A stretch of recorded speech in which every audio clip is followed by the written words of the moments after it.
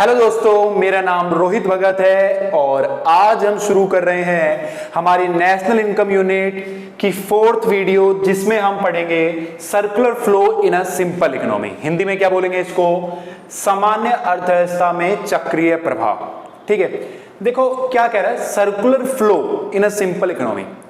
Circular flow मतलब कि सामान्य अर्थव्यवस्था in a simple economy. Circular flow के बारे में मैं आपको जो है इस यूनिट की फर्स्ट वीडियो में भी बता चुका हूं। उसमें हमने आपको जो है सर्कुलर फ्लो ऑफ इनकम मतलब कि आय के चक्रीय प्रवाह के बारे में बताया था। तो ये टॉपिक भी उसी की तरह है। ठीक है, देखो मैंने आपको क्या बताया था, मैं एक बार आपको दोबारा से रिवाइज करवा देता हूं। मैंने आपको बताया था इकोनॉमी में हमारे पास यहां पे 2 सेक्टर हैं। ठीक है, कौन कौन से? एक है भाई हाउस होल्ड सेक्टर और दूसरा है फर्म। हाउस होल्ड सेक्टर को हम बोलते हैं घरेलू क्षेत्र हिंदी में, और इसको तो हिंदी में फर्म ही बोलेंगे। तो मैंने बताया था कि हाउस होल्ड सेक्टर जो है वो फर्म को शुरुआत करने के लिए क्या देता है? लैंड, लेबर, कैपिटल, एंटरप्रेन्योर, ये सभी चीजें देता है। ठीक है, और फर्म जो है वो इन सभी चीजों से इनकम कमाती है, गुड्स एंड सर्विसेज प्रोड्यूस करती है, और उसके बाद वो हाउस होल्ड सेक्टर को इन सभी चीजों के बदले में क्या देती है? लैंड के बदले में दे देती है भाई रेंट। लेबर के बदले में लेबर को क्या मिलता है? वेजेस। जो एम्प्लॉयज होते हैं उनको सैलरीज दी जाती है। ठीक है, कैपिटल के ऊपर मिलता है इंटरेस्ट, और एंटरप्रेन्योर को क्या मिलता है? प्रॉफिट। एंटरप्रेन्योर मतलब कि व्यापारी, जो भी व्यवसायी है उस बिजनेस का। अब हाउस होल्ड सेक्टर इन सभी चीजों को, जिसको हम क्या बोलते हैं, इन सभी चीजों को मैंने बताया था क्या बोलते हैं? Factor payments. फैक्टर पेमेंट्स मतलब कि कारक भुगतान। अब हाउस होल्ड सेक्टर जो है उसको ये सभी चीजें मिल जाती हैं, उसकी इनकम हो जाती है, जिसको हम फैक्टर इनकम बोलते हैं। यही सभी चीजें फर्म ने हाउस होल्ड सेक्टर को पे की तो फैक्टर पेमेंट्स हो गई, उनको मिल गई तो उनके लिए क्या है? Factor income. अब हाउस होल्ड सेक्टर इन सभी चीजों को खर्च करता है, मतलब कि जितना ही पैसा आया इसको खर्च करता है। किस में खर्च करता है? कंजम्पशन एक्सपेंडिचर में, मतलब कि उपभोग के खर्च पर, जिसमें वो क्या करता है? फर्म से गुड्स एंड सर्विसेज खरीदता है और फर्म उसको जो है गुड्स एंड सर्विसेज प्रोवाइड करती है। तो ये सभी चीजें डिटेल में मैं आपको फर्स्ट वीडियो में बता चुका हूं। ठीक है, इस टॉपिक के अंदर भी हमको वही सभी चीजें दोबारा से लिखनी है। आगे बात समझ में? ठीक है, बट यहां पे इस टॉपिक का थोड़ा सा नाम चेंज होके क्या हो जाता है? Circular flow in a simple economy. यहां पे जो है हम सिंपल इकोनॉमी के बारे में और लिख देते हैं बस थोड़ा, बाकी जो है हमें, जो मैंने फर्स्ट वीडियो में बताया वही सब हमको लिखना है। तो यहां पे मैं आपको सिर्फ सिंपल इकोनॉमी के बारे में बताऊंगा। ठीक है, जिसने फर्स्ट वीडियो नहीं देखी है तो पहले वो जाकर फर्स्ट वीडियो देख ले। ठीक है, उसके बाद आपको ये वीडियो और अच्छे से समझ में आने आएगी। आगे बात समझ में? ठीक है, हालांकि आप जो है वीडियो सीरीज से देखेंगे, फर्स्ट, सेकंड, थर्ड, फोर्थ, तब आपको पूरा डिटेल में और अच्छे तरीके से समझ में आएगा। तो सिंपल इकोनॉमी क्या है? ठीक है, सिंपल इकोनॉमी के बारे में मैं बता देता हूं। देखो ध्यान से, देखो मैंने बोला यहां पे हम जो है इकोनॉमी के 2 सेक्टर के बारे में बात कर रहे हैं। देखो इसको ध्यान से समझने के लिए पहले ये समझो कि इकोनॉमी में कितने सेक्टर्स होते हैं। देखो इकोनॉमी में हमारे पास 4 सेक्टर्स होते हैं। एक होता है हाउस होल्ड सेक्टर। ठीक है, हाउस होल्ड सेक्टर को हिंदी में बोलते हैं घरेलू क्षेत्र। ठीक है, दूसरा हमारे पास होता है फर्म। दूसरा कौन होता है? फर्म। मतलब कि मैं यहाँ पे प्राइवेट फर्म्स की बात कर रहा हूँ। किसकी फर्म बात कर रहा हूँ? प्राइवेट फर्म्स की। ठीक है, मतलब कि निजी फर्म जितनी भी हैं। तीसरा हमारे पास क्या है? गवर्नमेंट। तीसरा क्या है? गवर्नमेंट। गवर्नमेंट मतलब सरकार। ठीक है, चौथा हमारे पास क्या है? Rest of the world. ठीक है, मतलब कि abroad, rest of the world, मतलब कि शेष विश्व। आगे बात समझ में? तो किसी भी इकोनॉमी के अंदर, किसी भी अर्थव्यवस्था के अंदर, ठीक है, ये 4 सेक्टर्स होते हैं। ठीक है, अब जहां पर ध्यान से समझना, बिल्कुल इजी वे मैं आपको बता रहा हूं मैं, house hold sector of firm, जिस इकोनॉमी में ये दो सेक्टर होते हैं, ठीक है, उसको हम टू सेक्टोरल इकोनॉमी या टू सेक्टर इकोनॉमी बोल देते हैं, ठीक है, जिसको मैंने यहां पे क्या लिखा हुआ, सिंपल इकोनॉमी।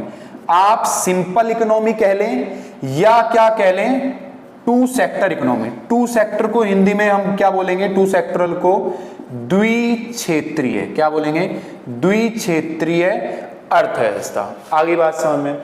अब जिस इकोनॉमी के अंदर ये तीन सेक्टर्स होते हैं, सबसे ज्यादा मतलब कि ज्यादा से ज्यादा किसी इकोनॉमी में कितने सेक्टर्स हो सकते हैं, 4, ठीक है।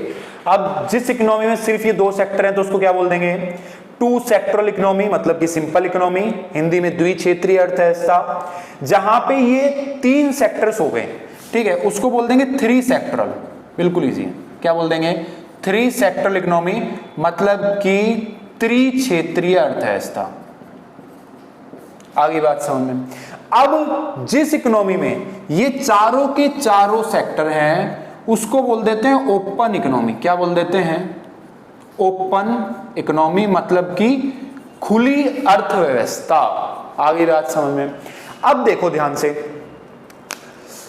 जिस इकोनॉमी में, एक बार दोबारा से मैं रिपीट कर देता हूं, जिस इकोनॉमी में 2 सेक्टर हैं, टू सेक्टरल इकोनॉमी। जिस इकोनॉमी में ये 3 सेक्टर हैं, 3 सेक्टरल इकोनॉमी। जिस इकोनॉमी में चारों सेक्टर हैं उसको क्या बोलेंगे, ओपन इकोनॉमी, ठीक है। अब देखो भाई, 2 सेक्टरल इकोनॉमी और 3 सेक्टरल इकोनॉमी, अगर मैं आपसे पूछूं 2 सेक्टरल इकोनॉमी और 3 सेक्टरल इकोनॉमी का क्या अब्रॉड से कोई लेना देना है, नहीं। ऐसी इकोनॉमी में अब्रॉड से इंपोर्ट और एक्सपोर्ट नहीं होता है, उनका रेस्ट ऑफ द वर्ल्ड के साथ कोई भी ट्रांजैक्शन, कोई भी लेन देन नहीं होता है, ठीक है। मतलब कि ये जो भी गुड्स एंड सर्विसेज प्रोड्यूस करती है, सेल करती है, ठीक है, वो अपनी इकोनॉमी के अंदर ही करती है, बाहर देश से इनका कोई लेना देना नहीं होता है, ये एक्सपोर्ट इंपोर्ट नहीं करती है। तो इसलिए जो ऐसी इकोनॉमी है, मतलब कि 2 सेक्टरल 3 सेक्टरल, ऐसी इकोनॉमी को क्लोज्ड इकोनॉमी बोल दिया जाता है। क्लोज्ड इकोनॉमी का मतलब it refers to the economy which has no relation to the rest of the world, जिसका रेस्ट ऑफ द वर्ल्ड के साथ कोई भी रिलेशन नहीं है, ऐसी इकोनॉमी को क्या बोल देते हैं, क्लोज्ड इकोनॉमी। आगे बात समझ में, ठीक है। सिंपल वे में मैं बता रहा हूं, आप इजीली इसकी डेफिनेशन जो है वो लिख सकते हैं, ठीक है। अब ओपन इकोनॉमी का मतलब क्या है, it refers to the economy which has relation with rest of the world, जिसका रेस्ट ऑफ द वर्ल्ड के साथ रिलेशन होता है, ठीक है। Which does export and import, जो क्या करती है, एक्सपोर्ट करती है और क्या करती है, इंपोर्ट करती है। तो ऐसी इकोनॉमी को क्या बोल दिया जाता है, ओपन इकोनॉमी। आगे बात समझ में, ठीक है। अब जो हम सर्कुलर फ्लो पढ़ रहे थे वो हम यहाँ पे किसके बारे में पढ़ रहे हैं, सिंपल इकोनॉमी के बारे में, जहां पे सिर्फ मैंने बताया कौन कौन से सेक्टर है, एक हाउस होल्ड सेक्टर है और एक फर्म, ये दोनों आपस में लेन देन का काम कर रहे हैं, ठीक है। हाउस होल्ड सेक्टर जो है कंजम्पशन का काम करता है, फर्म जो है वो प्रोडक्शन का, मतलब कि ये उपभोग का काम करते हैं और ये क्या करते हैं, उत्पादन का काम करते हैं, ठीक है। और जो है इन्हीं 2 सेक्टर से जो है वो इकोनॉमी बनी हुई है, ठीक है। आजकल जो है वो सभी कंट्रीज जो है सभी के पास अपनी अपनी गवर्नमेंट है, ठीक है। सभी कंट्रीज जो है वो सभी का जो है mostly rest of the world के साथ रिलेशन है। तो आज कल के जमाने में जो है वो 2 सेक्टरल इकोनॉमी और 3 सेक्टरल इकोनॉमी नहीं होती है, बट हम ऐसी इकोनॉमी को 2 सेक्टरल इकोनॉमी और 3 सेक्टरल इकोनॉमी बोल देते हैं, ठीक है। पहले जो है ऐसी इकोनॉमी होती थी, बट अब के जमाने में ऐसी इकोनॉमी नहीं होती है, ठीक है। तो यही है, अगर हम जो है सर्कुलर फ्लो एक सिंपल इकोनॉमी में पढ़ेंगे, ठीक है, 2 सेक्टरल इकोनॉमी में, तो उसको बोलते हैं circular flow in a simple economy, ठीक है। ये मोस्टली जो है ना, ये क्वेश्चन जो एग्जाम में जो आता है ना, वो ये 2 सेक्टर मॉडल के नाम से आता है, ठीक है। क्या आता है, ये circular flow in a 2 sector model, ठीक है, ये circular flow of 2 sector model, ठीक है, इस तरीके से आता है, द्विक्षेत्रीय मॉडल के नाम से, ठीक है, इससे आता ही है, ठीक है। फर्स्ट वीडियो देखो, उसके बारे में मैंने इसमें डिटेल में बताया हुआ है। अभी ये आप 4 इकोनॉमी के बारे में इजीली समझे होंगे कि ये क्या कहना चाह रहा है, ठीक है। इसके बाद देखो ये चैप्टर जो है वो मैं आपको बिल्कुल डिटेल में बता रहा हूँ, छोटी से छोटी चीजें भी मैं आपको बता रहा हूँ, ठीक है। क्योंकि देखो आपने पढ़ना है तो मेरा तो कहना ये है कि पढ़ो तो 100 मार्क्स के लिए पढ़ो, ठीक है। कहने का मतलब क्या है, काम ऐसे करो कि नाम हो जाए, ठीक है, और नाम ऐसा होना चाहिए कि काम हो जाए। तो ध्यान रखना, बिल्कुल डिटेल में हम पढ़ेंगे सभी चीजें ताकि हम कितने मार्क्स लेके आए, 100, ठीक है। अब इसमें एक टॉपिक और है हमारे पास, ठीक है, उसके लिए मैं कुछ चीजें यहां पे लिख देता हूं, उसके बाद मैं आपको बताऊंगा। तो अब हम देख लेते हैं हमारा नेक्स्ट टॉपिक क्या कह रहा है, conclusion of circular flow in a simple economy. हम बात कर रहे थे सर्कुलर फ्लो की, तो हम देख लेते हैं कि सिंपल इकोनॉमी में क्या कंक्लूजन निकलता है सर्कुलर फ्लो का, मतलब कि सामान्य अर्थव्यवस्था में चक्रीय प्रवाह का क्या परिणाम निकलता है। आगे बात समझ में देखो, अगर हम सामान्य अर्थव्यवस्था की बात करें जहां पर हमारे पास 2 ही सेक्टर हैं, मैंने बताया अभी, एक हाउस होल्ड घरेलू क्षेत्र और दूसरा फर्म। अब देखो जब ऐसा होता है तो कुछ चीजें हमारे सामने आती हैं। टोटल प्रोडक्शन टोटल कंजम्पशन के बराबर होता है, टोटल पेमेंट्स फैक्टर इनकम के बराबर हो सकता है, कंज्यूमर एक्सपेंडिचर फैक्टर इनकम के बराबर हो सकता है, रियल फ्लो मनी फ्लो के बराबर हो सकता है। देखो एग्जाम में आपसे पूछा जा सकता है कि इनमें से कोई भी चीज कब बराबर होगी, ठीक है, या ये जो है वो इसके बराबर कब होगा, तो आपको वहां पर डिटेल में बताना पड़ेगा कि ऐसा कब हो सकता है। 2020 के सैंपल पेपर में ये क्वेश्चन जो है वो गिवन था, दिया हुआ था, ठीक है।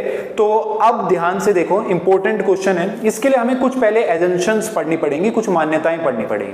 देखो मान्यताएं क्या है, ध्यान से समझना, ठीक है। देखो अगर आपको फैक्टर इनकम, फैक्टर पेमेंट के बारे में अगर आपको नहीं पता है, money flow, real flow, consumption expenditure के बारे में नहीं पता है, तो आपको लास्ट जो है वो 3 वीडियोस देखनी पड़ेंगी, तब आपको ये चीजें अच्छे से समझ में आएंगी।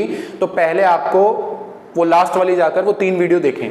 अब देखो एजम्पशन में क्या है, firm sells their entire output to households, मतलब फर्म जो है वो सारे का सारा जो है वो आउटपुट हाउस होल्ड्स को बेच देती है, मतलब कि वो कुछ भी आउटपुट जो है वो अपने पास नहीं रखती है, सारा का सारा आउटपुट, सारा का सारा उत्पादन घरेलू क्षेत्र का बिक जाता है। आगे बात समझ में। इसके बाद house hold spends their entire factor income. Factor income मैंने बताया था क्या होती है, फैक्टर इनकम हमारे रेंट हो गया, सैलरीज हो गई और वेजेस हो गए, इंटरेस्ट हो गया, प्रॉफिट हो गया। तो हाउस होल्ड जो है वो अपनी पूरी सारी की सारी फैक्टर इनकम जो है वो खर्च कर देती है किस पर, consumption of goods and services पर, मतलब कि वस्तु तथा सेवाओं के खर्च पर, मतलब कि उपभोग पर जो है वो खर्च कर देती है। क्या कह रहा है, घरेलू क्षेत्र अपनी पूरी कार्यक आय को उपभोग पर खर्च कर देती है, मतलब कि वो कुछ भी पैसा नहीं बचाती, कोई भी सेविंग नहीं करती। अगले पॉइंट में यही कह रहा है, देखो there is no saving by the households, ठीक है, ना ही हाउस होल्ड्स के द्वारा और हम लिख देते हैं फर्म्स के द्वारा भी, मतलब कि ना ही हाउस होल्ड्स जो है वो सेविंग्स करती है और ना ही जो है वो फर्म्स सेविंग करती है। घरेलू क्षेत्र और फर्मों के द्वारा कोई बचत नहीं होती है। There is no saving in the simple economy. अगर ऐसा होता है मान लो तो क्या होगा, टोटल प्रोडक्शन टोटल कंजम्पशन के बराबर होगा। सिंपल सी बात है। देखो हमने पढ़ा, क्या पढ़ा हमने, कि जितना भी प्रोडक्शन किया वो सारा का सारा घरेलू क्षेत्र ने खरीद लिया, ठीक है। तो टोटल प्रोडक्शन टोटल कंजम्पशन के बराबर होगा नहीं होगा, है ना भाई। मान लो इकोनॉमी के अंदर 5 फर्म्स हैं, 5 फर्म्स ने मिलकर 5000 यूनिट बनाई और सारी की सारी यूनिट जो है वो हाउस होल्ड सेक्टर ने खरीद ली, मतलब कि सारी की सारी उन्होंने यूज कर ली, ठीक है। तो टोटल प्रोडक्शन किसके बराबर होगा, टोटल कंजम्पशन के बराबर होगा, सिंपल है, ठीक है भाई। फैक्टर पेमेंट्स बराबर होंगे किसके बराबर, फैक्टर इनकम के। देखो मैंने आपको बताया फैक्टर पेमेंट और फैक्टर इनकम एक ही है, ठीक है। फैक्टर पेमेंट जो है वो फर्म्स के लिए हो जाती है, ठीक है। फैक्टर पेमेंट्स मैंने बताया, rent, wages and salaries, interest, profit, ठीक है। और वही चीजें जब हाउस होल्ड सेक्टर को मिलती है तो उनके लिए वो क्या है, फैक्टर इनकम, मतलब कि कारक आय। तो फैक्टर पेमेंट और फैक्टर इनकम दोनों क्या होंगी, बराबर होंगी। आ गई बात समझ में। इसके बाद कंजम्पशन एक्सपेंडिचर बराबर होगा किसके, फैक्टर इनकम के। ध्यान से समझना, कंजम्पशन एक्सपेंडिचर किसके बराबर होगा, फैक्टर इनकम के बराबर होगा। देखो अब मैं बता रहा हूं, जितनी यूनिट फर्म ने बनाई सारी की सारी किसने खरीद ली, हाउस होल्ड सेक्टर ने खरीद ली, मतलब कि सारी की सारी घरेलू क्षेत्र ने खरीद ली, ठीक है। मतलब कि जितना भी घरेलू क्षेत्र के पास पैसा था, पैसा आया फर्म से, वो उसने सारा का सारा किसको दे दिया, फर्म को दे दिया, ठीक है। फर्म ने जो है टोटल प्रोडक्शन किया, सभी की सभी गुड्स एंड सर्विसेज किसको बेच दी, हाउस होल्ड सेक्टर को बेच दी, ठीक है। मतलब कि उसके पास से जितना भी पैसा आया, अब वो पैसा डिस्ट्रीब्यूट कर देती, दे देती है किसको, हाउस होल्ड सेक्टर को तो देती है ना भाई। जितना भी उनके पास पैसा आया वो सैलरी और वेजेस किसको दे देती है, हाउस होल्ड सेक्टर को दे देती है। इंटरेस्ट किसको दे देती है, हाउस होल्ड सेक्टर को दे देती है, ठीक है। प्रॉफिट किसको दे देती है, हाउस होल्ड सेक्टर को दे देती है, ठीक है। तो कंजम्पशन पे जो एक्सपेंडिचर किया गया है, जितना भी पैसा हाउस होल्ड ने फर्म को दिया, फर्म ने उतना ही पैसा किसको दे दिया, हाउस होल्ड सेक्टर को दे दिया। तो हाउस होल्ड सेक्टर को जो पैसा मिला वो क्या है, फैक्टर इनकम ही तो है, ठीक है। क्या, दोबारा बता रहा हूं, क्या, rent, wages, salaries, interest, profit, ये सभी का सभी किसको मिल गया, हाउस होल्ड सेक्टर को मिल गया। इसके बाद रियल फ्लो बराबर होगा किसके, मनी फ्लो के। सिंपल सी बात है, जब ये सभी चीजें बराबर हैं तो जितना गुड्स एंड सर्विसेज बनाई जा रही है उतनी ही खरीद रहे हैं, ठीक है। इन्होंने बनाई भाई 5 फर्म्स ने 5000 यूनिट बनाई, ठीक है। मान लो एक यूनिट का प्राइस है 10, तो कितना हो गया, 50000। आगे बात समझ में, कितने की यूनिट बनाई, 50000 की यूनिट बनाई। अब ये भी तो कितनी यूनिट खरीदेगी, 50000 की खरीदी, क्योंकि एजम्पशन में लिखा हुआ पूरी की पूरी यूनिट खरीद रही है, ठीक है। तो यहाँ पे गुड्स का फ्लो कितने का हुआ, 50000 का हुआ, ठीक है। इन्होंने सारी खरीद ली तो मनी किसके पास चली गई, फर्म के पास चलेगी दोबारा से 50000 की। आगे बात समझ में। तो जितना बनाया, जितने के गुड्स गए उतने का ही पैसा आ गया, मतलब कि जितने का रियल फ्लो हुआ, रियल फ्लो को क्या बोलते हैं, गुड्स एंड सर्विसेज का फ्लो, ये क्या हो गया, मनी का फ्लो। जितना गुड्स का फ्लो हुआ उतना ही किसका फ्लो हुआ, मनी का फ्लो हुआ।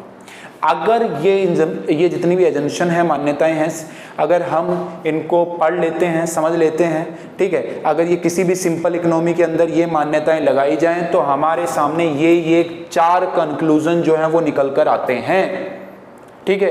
ये चारों की चारों चीजें जो हैं वो एक दूसरे के क्या हो जाएंगी, इक्वल हो जाएंगी। एग्जाम में क्वेश्चन आ सकता है कि 2 सेक्टर मॉडल, मतलब कि 2 सेक्टर इकोनॉमी में कंजम्पशन एक्सपेंडिचर फैक्टर इनकम के कैसे बराबर होगा, हाउ, किस तरीके से लिखोगे, एजम्पशंस लिखोगे, सारी बताओगे।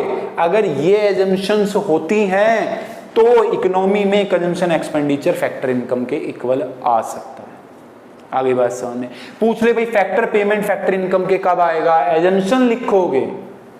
आगे बात समझ में। भाई 2 सेक्टर मॉडल में, 2 सेक्टर इकोनॉमी में टोटल प्रोडक्शन टोटल कंजम्पशन के बराबर कब आएगा, एजम्पशन लिखोगे, एग्जम्पशन के बारे में बताओगे, 2 सेक्टर इकोनॉमी के बारे में बताओगे। आगे बात समझ में। तो वही सभी चीजें लिखनी है, ठीक है। शुरू से सभी वीडियो देखो, इजीली सभी टॉपिक बताए गए हैं, आपको अच्छे से समझ में आ जाएंगे, ठीक है। तो यहाँ पे हमारा नेशनल इनकम का ये टॉपिक खत्म होता है, साथ ही साथ ये हमारे फर्स्ट चैप्टर भी इस यूनिट का खत्म होता है। नेक्स्ट वीडियो में हम इसका सेकंड चैप्टर शुरू करेंगे। Thank you so much.